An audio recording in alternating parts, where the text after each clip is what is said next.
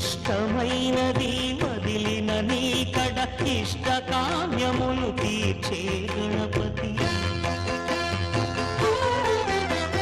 కరుణను పురియుచు వరములను సగుచు నిరతము పెరిగే మహాకృతి సకల చరాచర ప్రపంచమే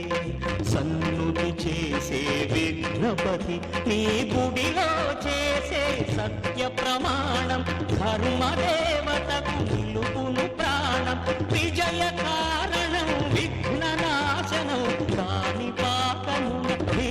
దర్శనం జయ జయ శుభ